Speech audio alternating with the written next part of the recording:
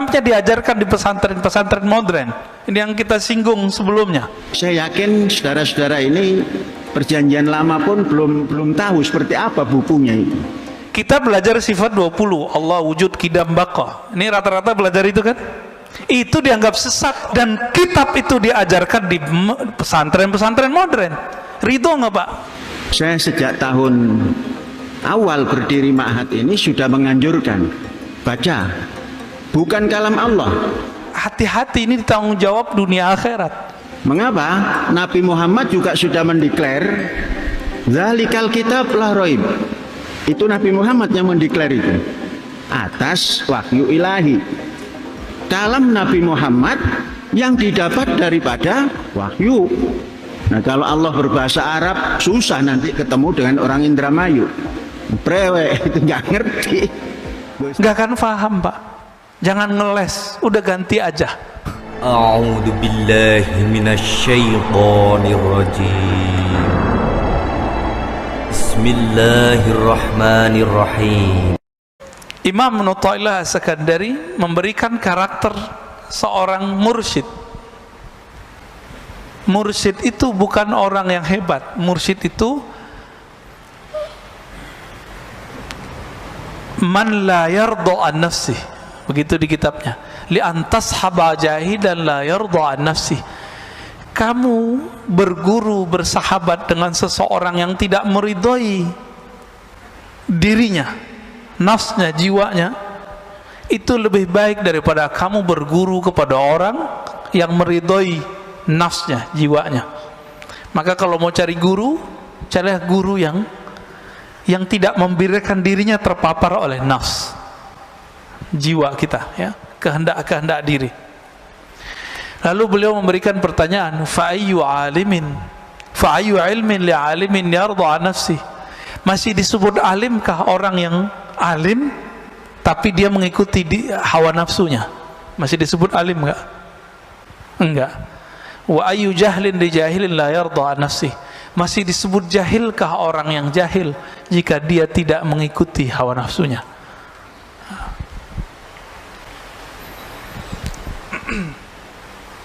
Sekarang kita masuk ke, ada satu istilah di dalam kolbu namanya basirah. Basirah itu kalau yang kita pakai sekarang namanya basar.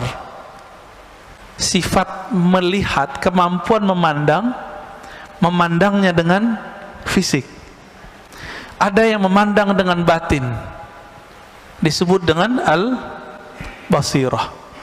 Coba kita baca teksnya. Syu'aul basirat yushhiduka qurbahu minka.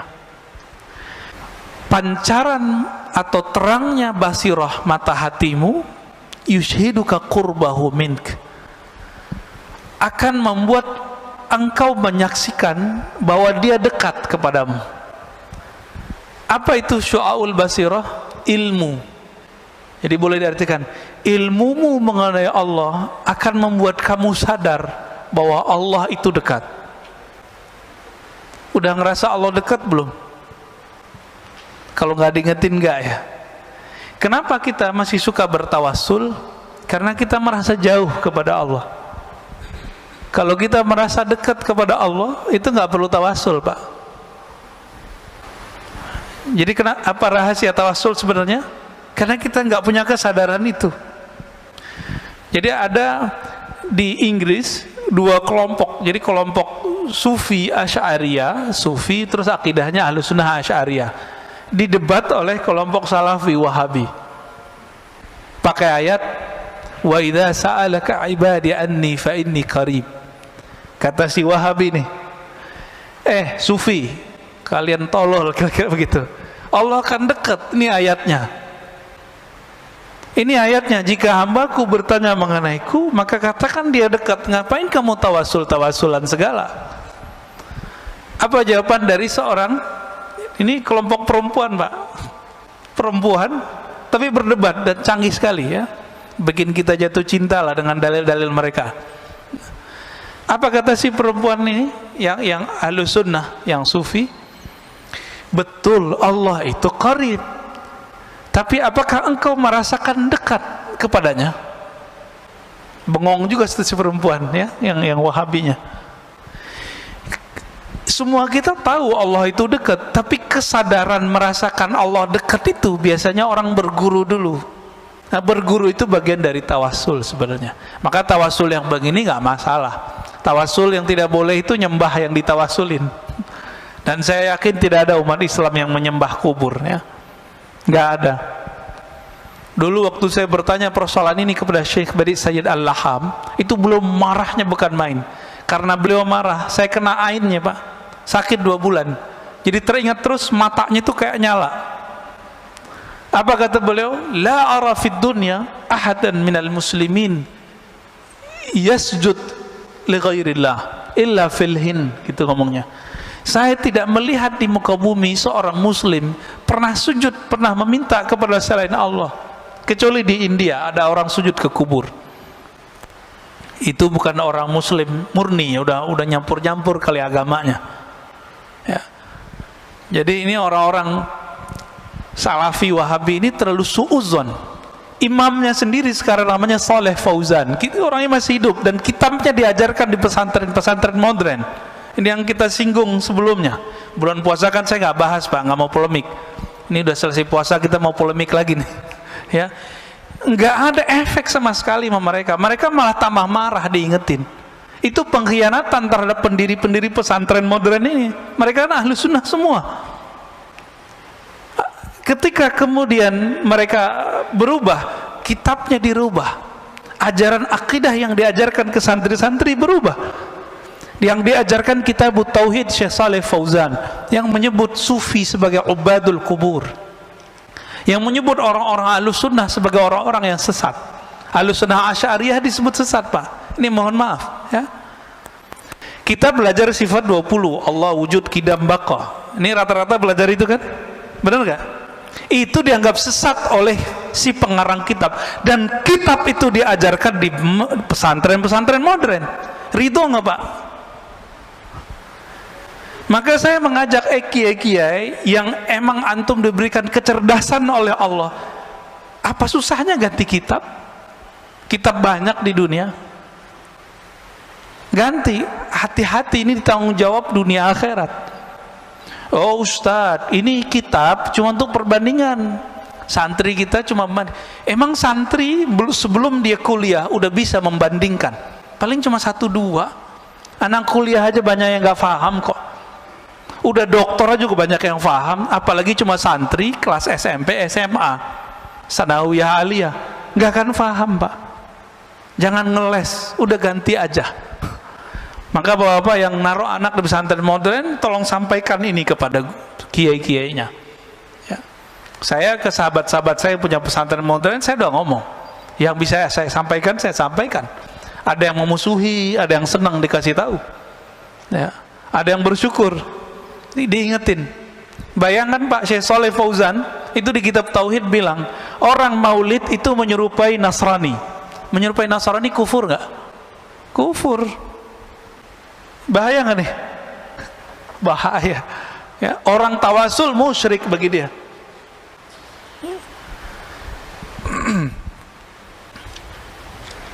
Baik. Wa ainul basirati tushhiduka adamak. Jadi ada pancaran ilmu mata hati. Jadi mata hati kalau sudah dapat ilmu, kita sadar Allah dekat. Tapi pancaran ini belum tentu membuat seseorang bisa memandang. Jika basirahnya sudah bisa merasakan memandang, tushhiduka adamak, maka ketika engkau mulai membuka mata hatimu, kata beliau, tushhiduka adamak, kamu akan merasakan bahwa dirimu itu tidak ada dibandingkan wujudnya. Jadi kita ini kalau nggak diwujudkan Allah, ada nggak? Nggak ada.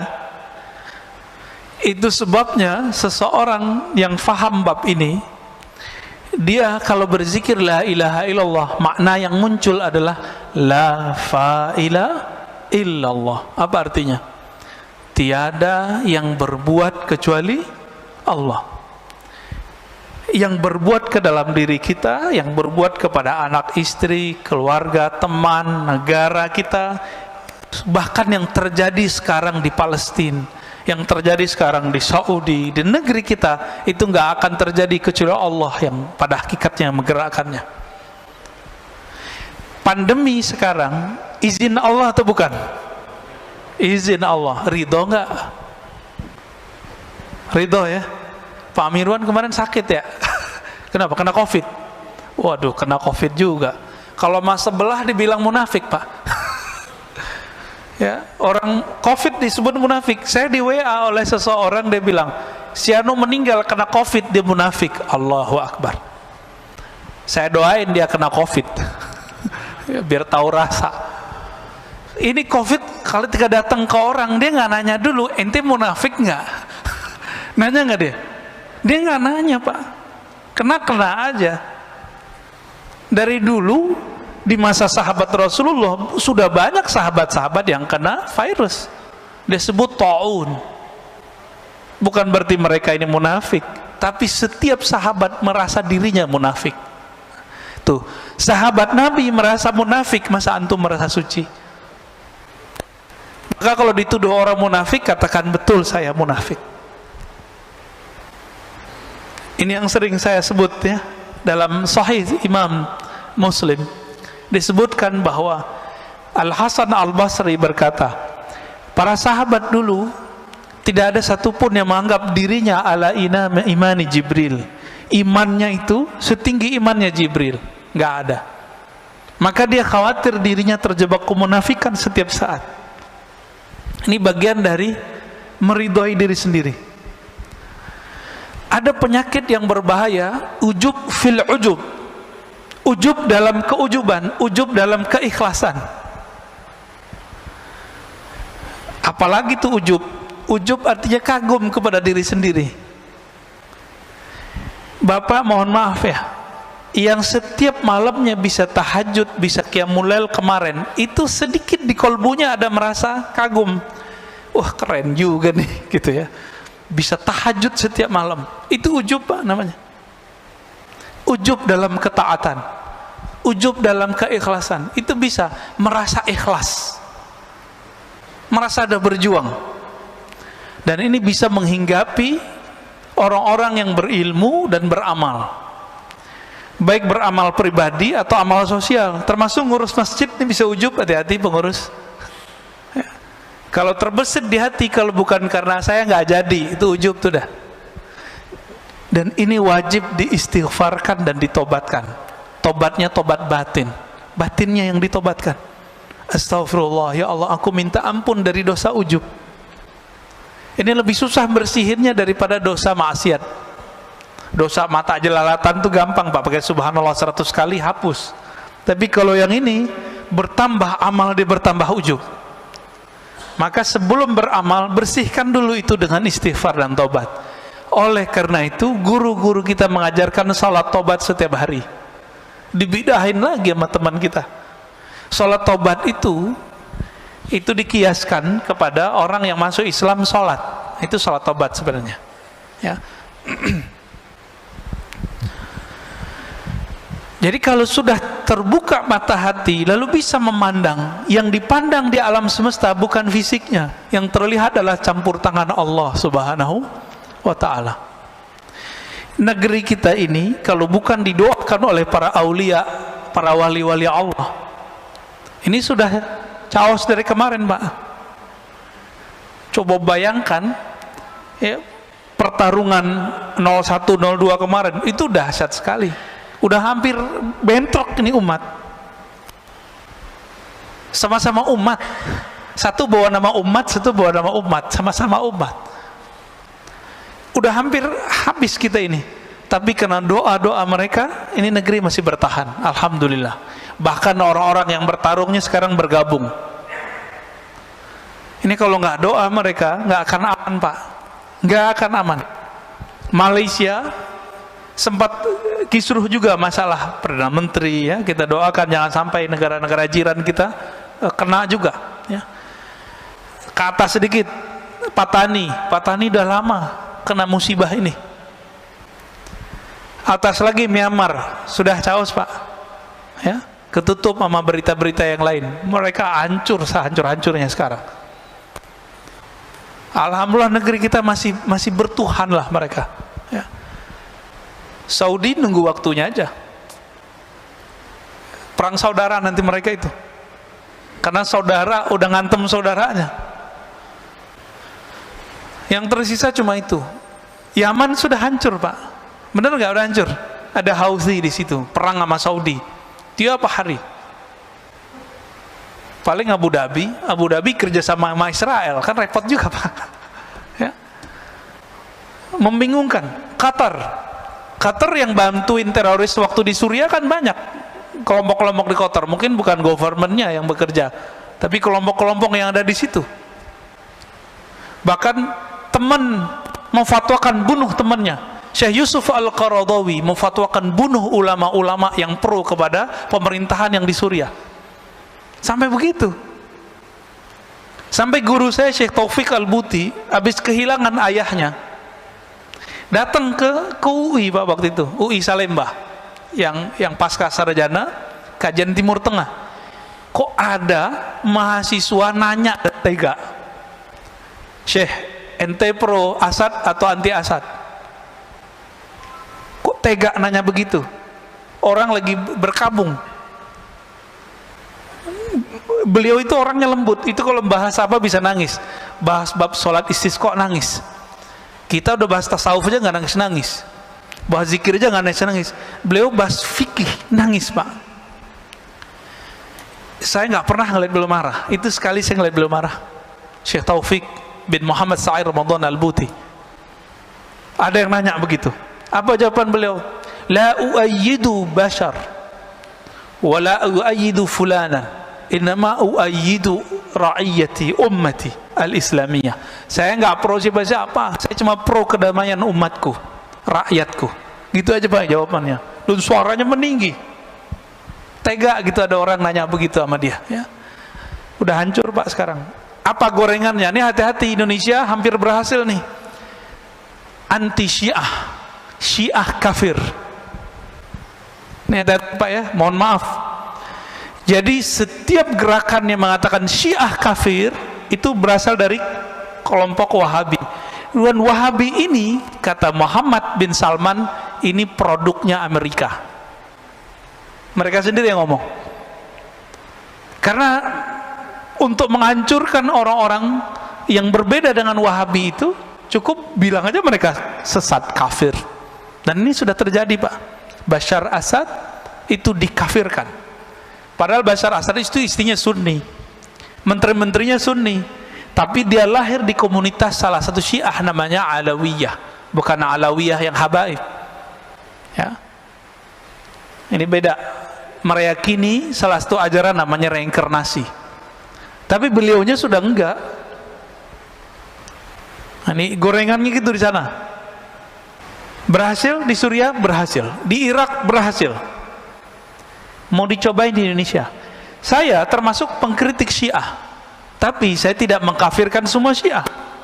Kita bisa adu kitab, Pak, ya. Yang kafir itu namanya Syiah Gulat. Apa arti Syiah Gulat? Syiah ekstrim. Syiah ekstrim ini kelompok Kailaniyah, ya, Sabaiyah. Ini saya konfirmasi kepada orang-orang yang juga Syiah, mereka juga mengkafirkan kelompok itu. Kenapa? Mereka menyembah selain Allah. Syiah yang ada sekarang di Bahrain, yang ada sekarang di Iran, itu Syiah yang mana? Itu Imamiyah. Imamiyah ini juga pecah seperti Ahlu Sunnah. Ada yang ekstrim kayak Wahabi, ada, Pak. Ada yang moderat, ada yang liberal, ada yang sufi, tapi mereka nggak menyebut sufi, nyebutnya irfani. Ada yang dekat ke Ahlus Sunnah, ada namanya Zaidiyah, ini dekat ke Ahlus Sunnah. Itu ada di Yaman, yang tokohnya sering dikutip-kutip oleh kelompok Salafi, namanya Imam Son'ani, yang nulis kitab Subulus Salam. Kita sampaikan gitu, mereka nggak percaya juga, ya. Padahal Son'ani tertulis dalam kitab-kitab Syiah Zaidiyah. Saya punya daftar ulama-ulama Zaidiyah itu. Ada lagi namanya Imam Syaukani, tapi belakangan sudah menjadi Ahlus Sunnah. Ini Syiah yang dekat ke Ahlus Sunnah.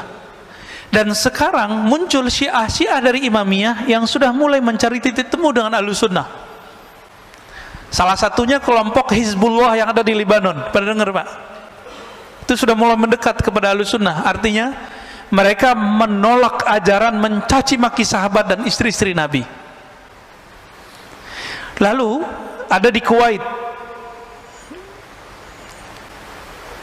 siapa namanya?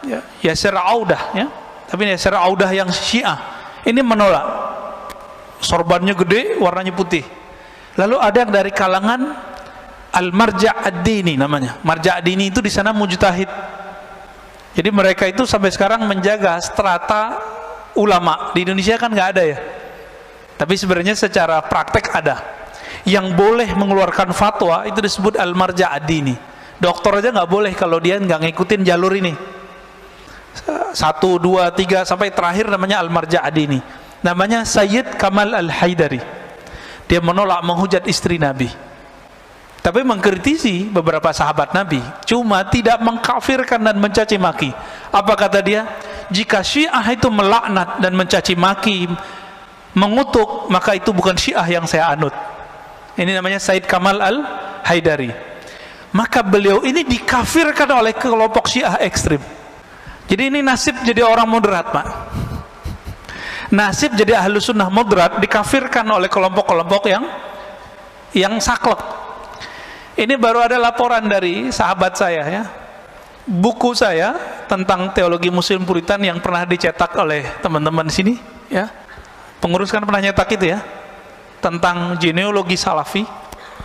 Orang nggak ngerti apa-apa, dia orang umum baru hijrah. Itu baca buku saya, itu langsung bilang, oh ini buku liberal. Lo liberal dari mana? Yang nulis orang ngaji hadis kok. Kajiannya itu kan kajian berdasarkan ilmu hadis juga dan ilmu akidah. Jadi bagi dia yang nggak sama dia disebut liberal. Yang paling lucu sahabat saya, Ustadz Salman Al-Farisi yang punya pesantren. Antum pernah ke sana ya?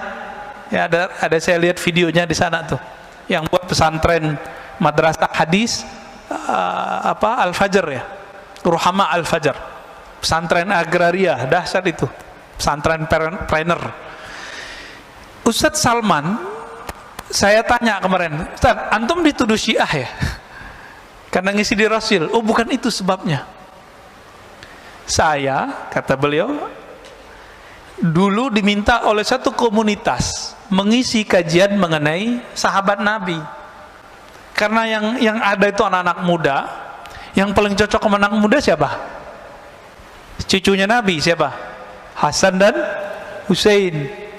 Orang-orang Wahabi paling benci sama orang yang membahas Hasan dan Husain. Dianggap Syiah. Nah itulah mulai ceritanya.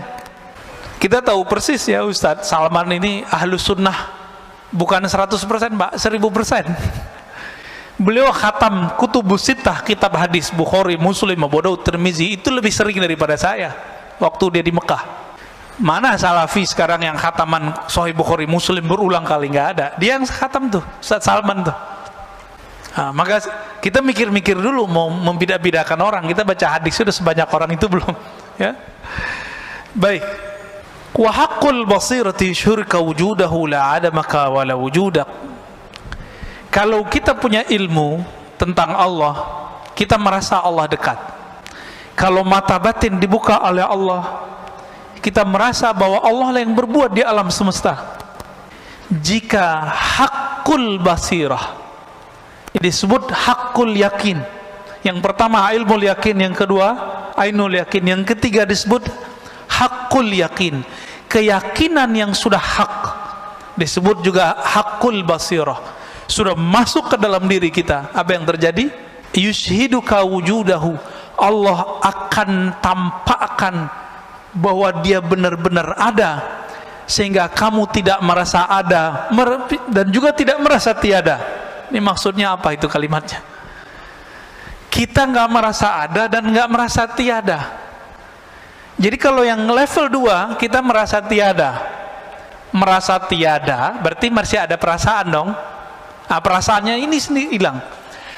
Perasaan-perasaannya pun hilang. Inilah yang terjadi kalau orang begini rasa di kolbunya menguasai otaknya, lalu turun ke lidahnya, jadilah seperti Al-Hallaj. Apa kata Al-Hallaj? Ma fi jubbati ilallah, dalam jubahku hanya ada Allah. Dia lagi sakar, lagi mabuk.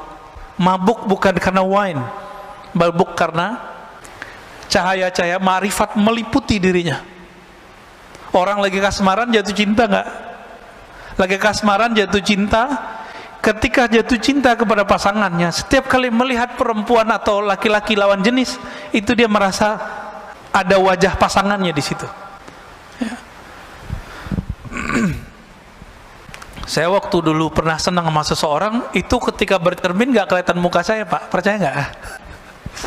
Saya ngeliat muka dia. Apakah di cermin itu muka dia? Enggak. Jadi pikiran kita ketutup oleh rindu kepadanya. Itu rindu ke makhluknya bisa begitu, Pak, apalagi kepada Khalik. Ini yang terjadi pada salah satu wali di Jawa, Syekh Siti Jenar. Jadi kalau antum sudah faham apa yang terjadi pada Syekh Siti Jenar, maka jangan kafirkan Syekh Siti Jenar. Dia sedang tenggelam dalam lautan keesaan Allah Subhanahu wa ta'ala, sehingga dia nggak menyaksikan dirinya ada ataupun tiada, nggak ada dirinya. Ini juga yang terjadi pada Imam Abu Yazid. Abu Yazid ini lagi zikir subhanallah, subhanallah, berubah, Pak. Dia nggak memandang lagi yang berbicara ataupun yang dibicarakan. Di saat itu Allah meminjam lidahnya. Subhani, subhani, maha suci aku. Itu bukan Abu Yazid yang maha suci, tapi Allah meminjam lisan Abu Yazid. Namun ada ulama yang ketat, dia menghindari itu terjadi pada dirinya. Itu lebih sempurna, yaitu Al-Qutub Ar-Rabbani Sultanul Aulia Sayyidi Syekh Abdul Qadir Al-Jilani. Itu dia nolak kejadian-kejadian begitu. Jadi dia bisa filter dirinya. Makanya kesempurnaan kewalian beliau lebih tinggi dari semua wali-wali yang ada di dunia selain sahabat-sahabat Rasulullah, ya. Disebutlah beliau Sultanul Aulia, rajanya para wali, rajanya para wali. Dan itu dikabarkan bahkan beliau masih belum lahir, udah lahir masih remaja, dikabarkan oleh gurunya Yusuf Al-Ahmadani, ya. Itu dikabarkan, ya. Kana Allah wala syai'a ma'ah, Allah itu ada, wala syai'a ma'ah, tidak ada sesuatu pun bersamanya. Wa huwal an ala ma alaikan, dia sekarang, dia dulu sama. Dia dulu sendiri atau bersama? Dia dulu di atas aras atau nggak ada aras? Nggak ada aras. Maka dia dulu dan sekarang sama. Oleh karena itu perdebatan mengenai Allah bertempat di aras, Allah di arah tinggi, arah atas, itu nggak ada manfaatnya sebenarnya. Sebenarnya loh, ya. Cuma karena orang awam sudah terjebak mengatakan Allah di atas, maka muncullah pembahasan, benarkah Allah bertempat? Kalau faham nih, ini hadis, ini kan hadis Sahih Bukhari, kana Allah wala syai'a ma'ah. Ini pertanyaan disampaikan oleh Abu Musa Al-Asy'ari dan teman-temannya orang-orang Yaman. Abu Musa Al-Asy'ari, sahabat Rasulullah dari Yaman, yang Nabi mengatakan al-iman Yaman, Yamaniyah, al-hikmah Yamaniyah. Iman itu dari Yaman, hikmah dari Yaman. Maka Islam Indonesia berutang kepada orang Yaman, karena yang banyak mengislamkan kita adalah hadarin, orang-orang Hadramaut dari Yaman, ya. Ya, jazahumullah khairan katsira. Semoga Allah membalasi mereka dengan kebaikan.